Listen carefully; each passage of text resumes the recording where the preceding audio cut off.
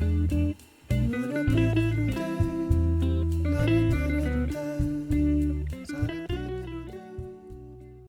I'm Ananya. I'm a junior content manager with Trip 101. Today we are meeting Emily, and she's going to tell us all about her recent trip to Cappadocia in Turkey. So, welcome to the session with us today, Emily, and thank you so much for joining us. Please introduce yourself and tell us all about what kind of traveler you are first. Well, thank you for having me. I'm Emily. I have a small blog called The Luxury Travellist, but some of you may know me more from my socials, my Instagram reels and things that I post.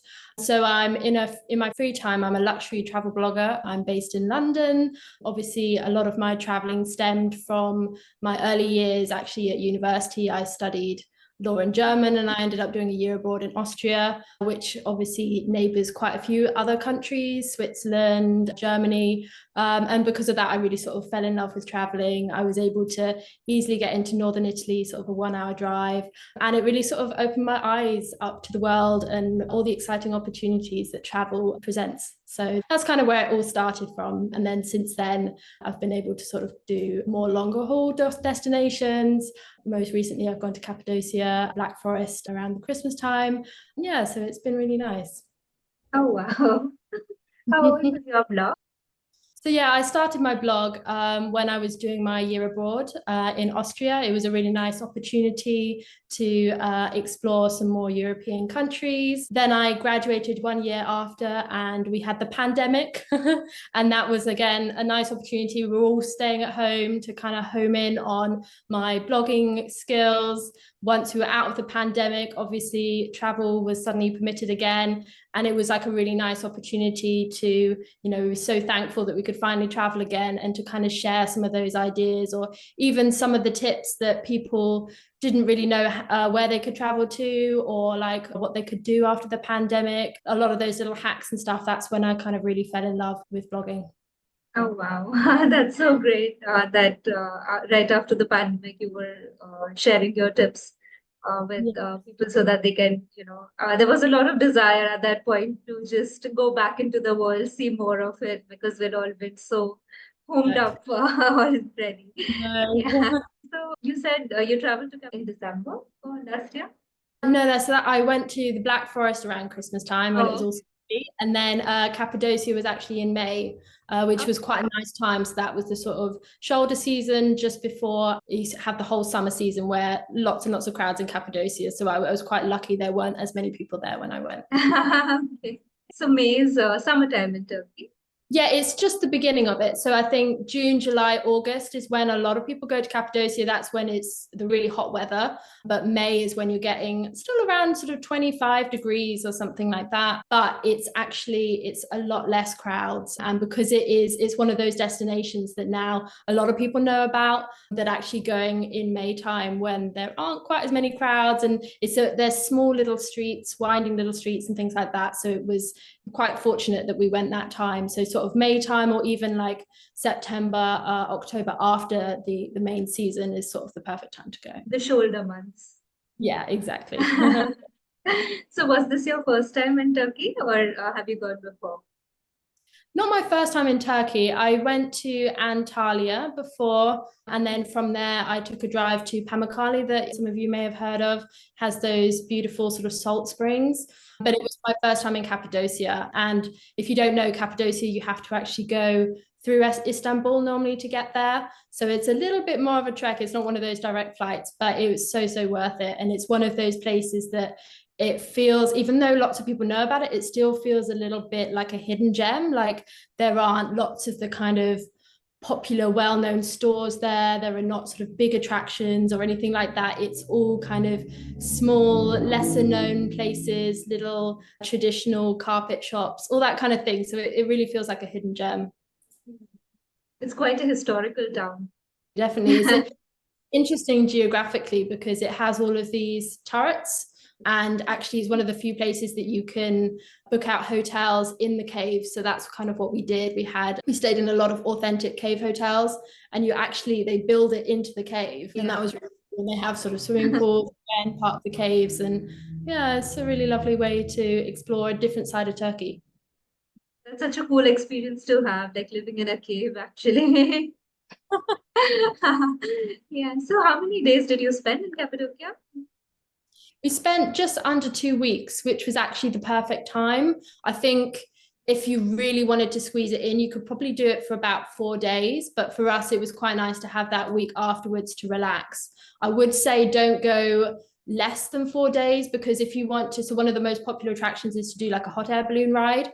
But it's so weather dependent that if you should always choose that sort of at the beginning of your trip, because quite often it does actually get postponed if it's ever so slightly windy. You have to postpone it later in the trip. So we actually found that, especially if you're going around May time or just after the summer, then the weather it can turn slightly. So it was nice weather when we went, but there was a little bit of wind, so we tried to book twice and actually ended up not being able to go at all for the hot air balloons because the weather just wasn't quite right. So because of that, I would always pencil in at least like 4 days, just so that if you have the maximum opportunity to kind of do a hot air balloon ride if you want to. Okay, yeah, that's a really good tip that the weather must be factored in. Yeah. So I think it's time for us to deep dive into all that you did in Cappadocia during these 2 weeks that you spent there. So would you like to take us through your itinerary now? Of course, yeah. So first thing is that the hotels themselves are sort of attractions in their own right. So we ended up staying, like I said, in some of these boutique cave hotels. So as a cave hotel, Koza, Selton, they all have these amazing rooftops. And one of the biggest attractions when you go there is to see the hot air balloons rise up, and they only take off during sunrise. So you want to be at one of these hotels that have these beautiful little terraces overlooking Rose Valley, Love Valley, and then you can see all the hot air balloons rise up. A lot of the hotels do breakfast around that time as well. All of the guests come out of their rooms out onto these beautiful sort of carpeted terraces, and you all watch sunrise together, which is really lovely and completely for free. It's just what the hotel caters to, which is really nice. Then obviously a lot of people do the hot air balloon as one of the attractions.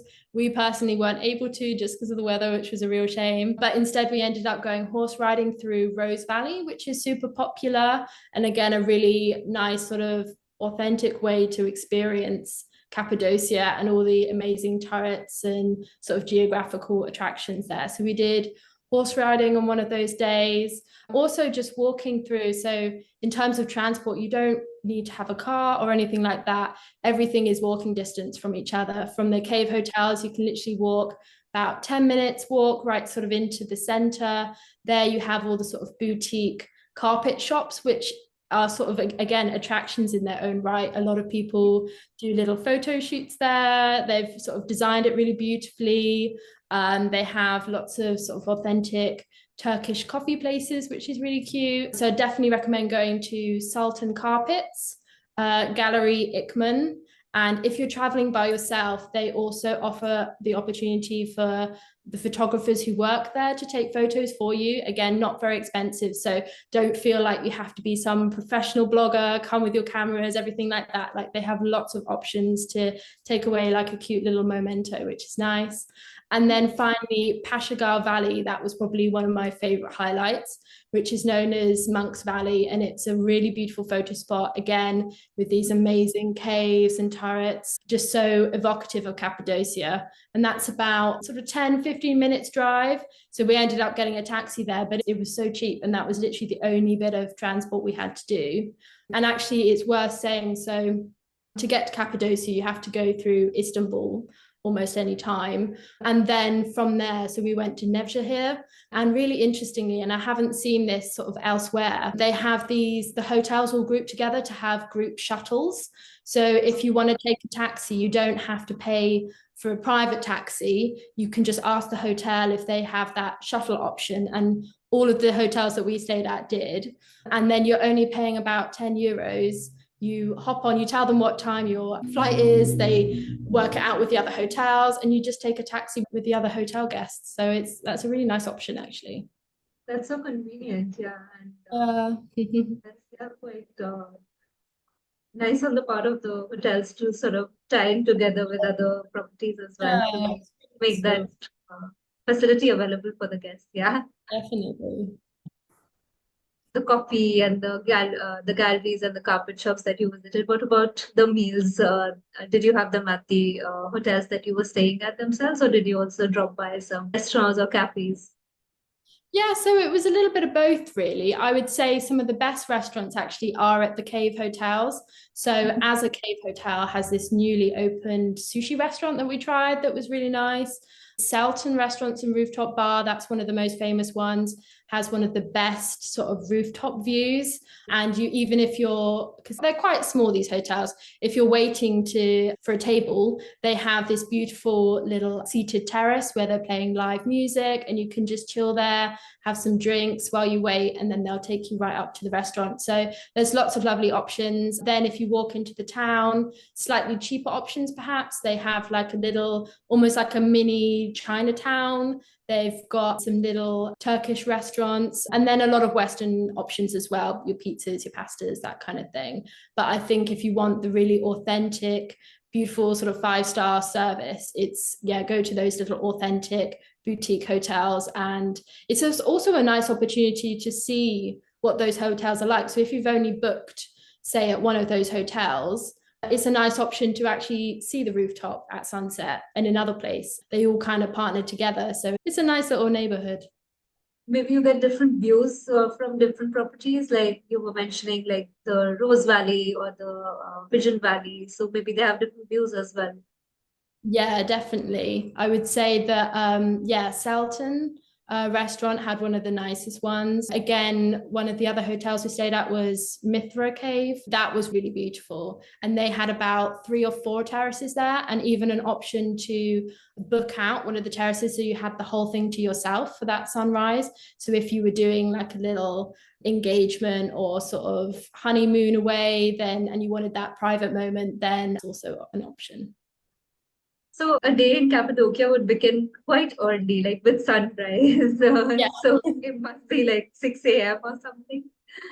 Well, actually, already from about 4 or 5 a.m., you start to see people sort of going out. It's really bizarre because it's, you sort of think if you went out at that time, no one else would be there.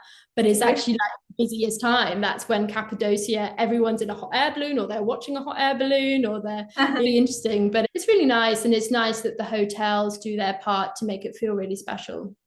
Hmm. Yeah, that must be so cool.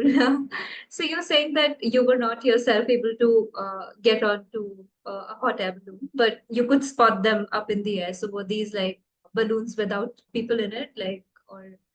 No, it was, I think we must have just been really unfortunate because, so the first day that we arrived, we thought, oh, we won't do it that day because we'll want to just have a rest. So that day we saw the balloons rise up. And then I think it was the second day was when we'd booked it. And that day, no balloons flew. And so we missed out. So then we then booked it for, I think, 2 days later or something like that. And in between, the balloons flew. And then the day that we went again, they didn't fly. So it was just really unlucky because we were there for a while. But I think it's very unlikely for that to happen, especially if you were to go when it's sort of the summer period. I think we were just unfortunate, but they are quite strict. So they have like a universal kind of app thing that all of the balloon pilots watch. So if one balloon doesn't fly, none of the balloons fly, just for safety reasons. But Makes sense. Yeah.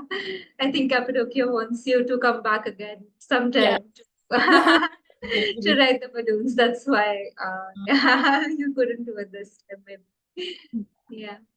So apart from the balloon ride itself, was there anything else that you wanted to do but you couldn't? I'm just trying to think. One of the other options, but again, it sort of depends how you want to prioritize because they have a lot of amazing things on offer that are slightly higher price. So like a lot of people going there for like a honeymoon might rent out retro cars. That's something that we saw quite a lot of. And then quite a lot of photo shoots as well. So if you walk into the town, they have a lot of these sort of travel agents. That's where you book your hot air balloon ride. Or if it got postponed, you'd go over there and they would schedule a new one for you. But then they have a lot of these options to do like a photo shoot with a professional photographer. If you're sort of a couple wanting to get a nice little photo shoot, they'll take you through the caves, they'll take you on like a retro car, all that kind of stuff. So that's a really special thing, especially if you're going, it feels very much like a romantic place to go for couples. Yeah, and especially if like someone's curated it for you, a nice romantic package where you'd be clicked and everything. So that's Exactly. pretty cool. Yeah. Yeah. Yeah. Yeah. So did you book the when you were booking the balloon rides, did you book before you went or did you land up in Cappadocia and then sort of contact the agents? So the first time we booked it, because we didn't quite know whether if we didn't book something and we arrived there, whether they would all be full. So we were like, oh no, we don't want that to happen. So I'm trying to remember where we went on. It must have been looking on TripAdvisor, and then Get Your Guide was where we booked. And yeah, so we booked a package on there. And then we got a notification saying that it had been cancelled, but it didn't actually give us an option to rebook it. And this is why it's actually quite nice to do it there, because we then walked down the road and there were lots of these travel agents, like I said, and we said, oh, our hot air balloon's been cancelled. Can we sort of rearrange anything else? And then they were able to book us a separate one. And then it was sort of much better communication because you can just kind of go there. If it doesn't happen, they have your phone number and you can check up with them, and they have all of the live updates right there and then, which is quite useful. Yeah, that's kind of how it all worked out. Okay, yeah. No, that's great that you can actually just arrive and then there are many options to Yeah, sort of I from wouldn't there. say you have to book it in Yeah. advance. Okay. Yeah. Let's go discuss more about the hotels that you stayed at, the cave hotels. So for all the properties that you stayed at cave hotels, or were you at a regular accommodation as well? We actually only stayed at cave hotels. Interesting. We stayed at three, and I think that was partly because I couldn't decide between them. And they I all think have like their own unique character. Yeah. I So was saying you wanted to take complete advantage of the exotic location that you were in. Yeah. Yeah. exactly. So we stayed at as a cave hotel first, and that one's really distinct because it has like its own turret, and in front of the turret, then it has a sort of private pool. And not many of the cave hotels have pools, so that was quite nice. And then we stayed at Mithra Cave Hotel, so that was the one that had lots of really nice terraces on it. Again, there are lots of cave hotels to choose from. And then we moved on to somewhere called Local Cave House, and that was the only other hotel that had a pool. So that was quite a nice option. And they're very unique because they're small. Like you feel like you're part of someone's house almost. It's really nice. And it's not like one of those places where you have big Hiltons and Marriotts. They're literally none of those. They're all sort of independent hotels, which is really nice, unless you went much further out. But then you wouldn't have the beauty of being able to just walk into the town.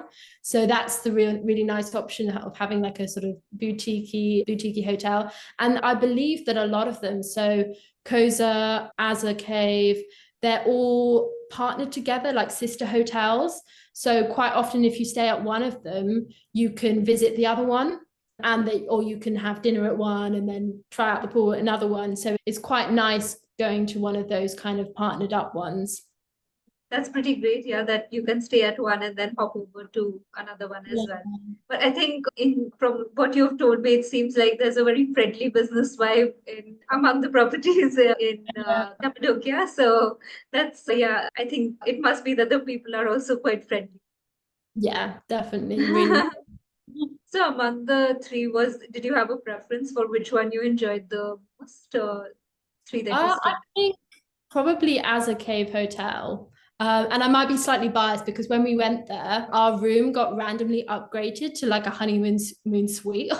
I don't know why, but that was a really nice bonus. But the rooms were really lovely there. I think they'd just recently done like a renovation, and that was the one that had the new sushi restaurant. So they were clearly trying really hard to kind of boost their presence and stuff like that. So that was a really nice one. I think Mithra was a bit more busy.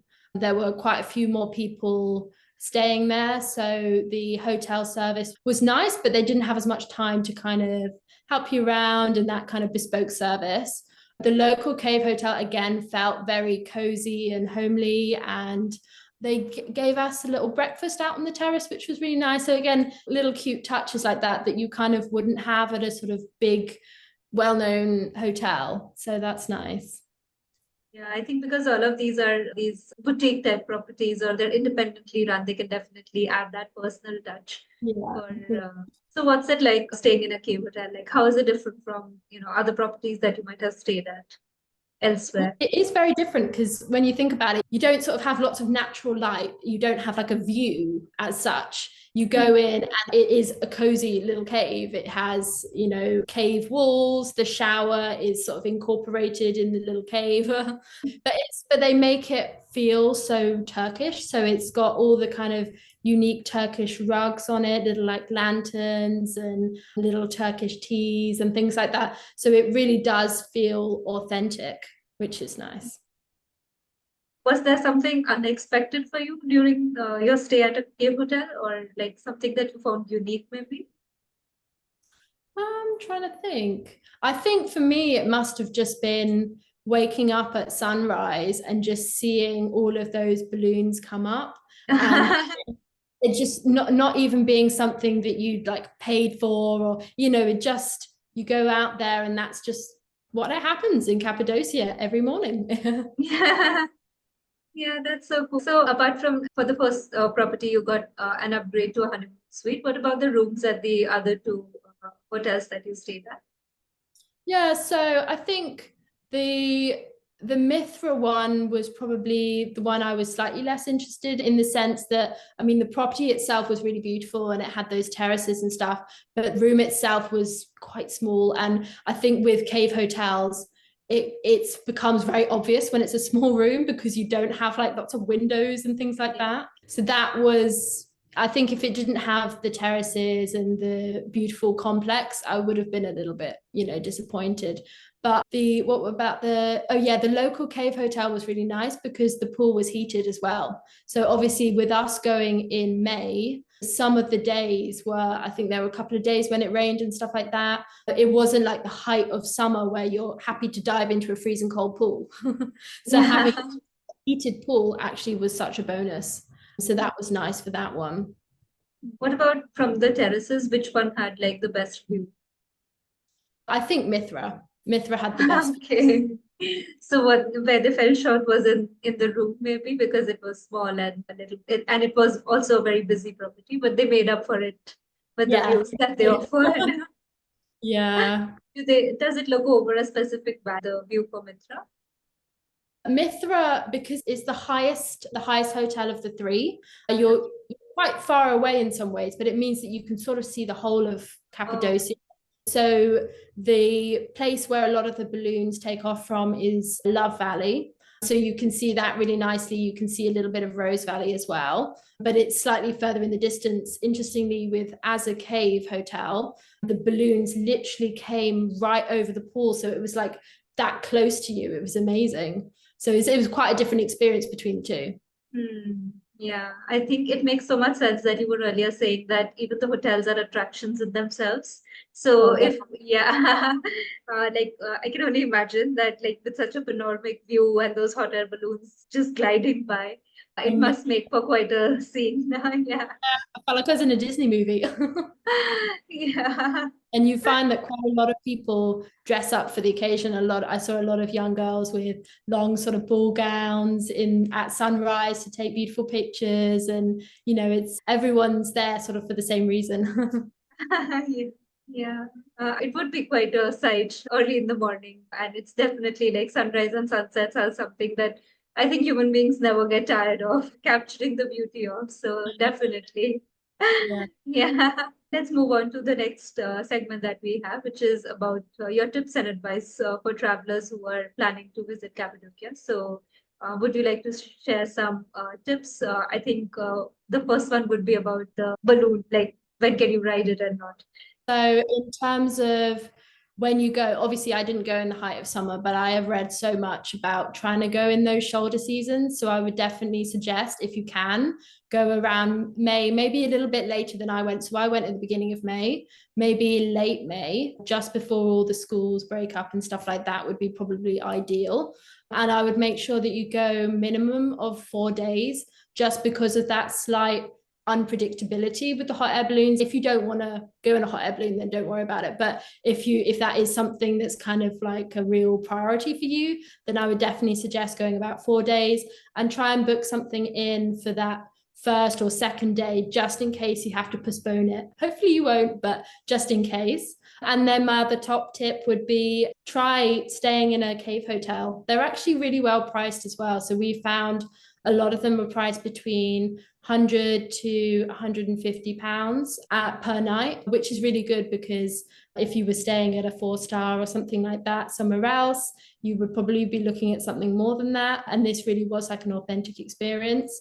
I would take a look at what the rooms look like as well, whether they're quite small rooms, because if that's a bit of a deal breaker for you, then a cave hotel room is quite different. It feels a little bit more outdoorsy, it's a bit more breezy, it's haven't got as many sort of daylight or windows and things like that. So just check that's something that you'd be happy with. And in terms of food, look to see what kind of hotels are opening new restaurants and things like that, because that's where you're going to get a really nice service and they really make an effort. Yeah. Those were all pretty great tips. I think you also mentioned with the cave hotels that they're the ones that are closest to the town as well, right? Yeah, definitely. So if depends what your what your thoughts are on transport, but I would say really there is no need to rent a car. It's quite hard actually as well. Where the cave hotels are, they're quite steep, narrow, small little roads. So even like the shuttle buses struggled a little bit. Like if there was another bus coming down, they'd have to wait and then try and go up and then come down again and then go up again. Like it wouldn't be the most relaxing drive. So, and you don't need to, because if you choose one of those cave hotels, it was literally 10-minute walk, an easy walk down. We even found, so two of the hotels were literally 3-minute walk from each other, so super close. And then the other one was about 15-minute walk. But for that one, because we had suitcases, we mentioned this was at Mithra, we mentioned to the hotel where we were going to the next one, which I thought was a bit cheeky because I thought they probably don't want to know that. And then they offered to drive us there completely for free because it was close for them and convenient. So that's what I mean by with these hotels, it's that personal touch. And they, even though they were clearly busy, they actually just wanted to help, which was nice. That's really nice of them. Yeah, we've discussed this, but that they're quite friendly. The properties definitely. Yeah. So that was a really nice gesture on their part to just drop you on to your next stop. So coming to like, if I were to ask you like, what was the best part about your trip to Cappadocia? What would you say? I'd say definitely seeing the hot air balloons, but I kind of expected that. But I think for me, probably one of the biggest highlights was actually the horse riding, because it was one of those things that I'm one of those people that pre-plans everything. I have a little written itinerary. I know exactly what I'm going to do every day. And then that was one of the few things that I hadn't planned before I went there. And we just kind of decided to do it there and then, and it ended up being like one of the best experiences, and something that we don't always do. We don't often go out horse riding in the middle of a valley with people we don't know. And then it ended up really surprising me and being like a really amazing memory that I'll always think back to. Yeah, because it was totally unexpected, I guess. That does happen. So can you tell us a bit more about the horse ride? Yeah, so we booked that on, again, one of these sites, Get Your Guide or something like that, and they pick you up from your hotel. They actually collect. It doesn't matter which hotel you are, because they're all, again, quite close by. They're on one of these shuttle buses. They'll just come, they'll collect you, take you to one of these sort of stables. You pick up your helmet. They have about 4 local guides who walk alongside the horse, so you don't have to be like a pro at horse riding or anything like that. And the horses actually go like over the turrets and through, like literally in the valley bit, and it's one of the few times you can actually go in there, because if you were walking you'd get hopelessly lost and there aren't shops there or anywhere to eat or drink or anything like that. So it's like one of the few opportunities to really go in there, and there's like no one else there, it's just you and your horse. And there were I'd say about five of us on the tour, so it wasn't like a really big group, so that was nice. And then the locals explain about the history while you're horse riding. I think it was at sunset, so it had cooled down a little bit. It was really nice. And then they take photos as well of you as you're horse riding. So you don't need to sort of be trying to take a selfie while you're horse riding. They're taking photos and videos for you. And then they drop you off. You have a little drink, a little bite to eat. And then they drop you off back into your hotel. Oh, that's pretty great. It's like a cultural tour in addition to being a horse riding. Yeah, that's pretty great. Yeah, I think I've covered most of the questions that I had for you. Is there anything else that you would like to say about your trip to Cappadocia? Definitely go. I give it 10 out of 10. Yeah, so thanks so much for sharing about your trip. I think it'll be really useful for our viewers to find out about your experience in Cappadocia, and the tips that you shared about based on your experiences. They were pretty great, and they'll be really handy for someone who's planning to go. Definitely about like how to book, when, how long to stay, if they want to do a balloon ride, and even if they can't do a balloon ride, there are so many more things that they can do. Definitely like the horse ride tour that you mentioned sounds pretty exciting, and just seeing the balloons themselves, like just nearby, maybe that's also quite a sight. Well, thank you for having me. It's lovely to chat about it. And I hope you have a great time. Yeah. So, what's the next trip that you have planned? Where are you going next? Oh, well, I'm sort of brainstorming with my fiance whether we go to South Africa in Christmas time. It'll be Oh, quite a long haul destination, so we'll have to see. But that's kind of the perfect time to be going around Christmas time. So we'll see. all right. That's pretty great. Yeah. I wish you all the best in your next adventure. I hope you get lucky there. Thank you so much for joining this call today. Oh, thank you so much. Lovely to speak to you.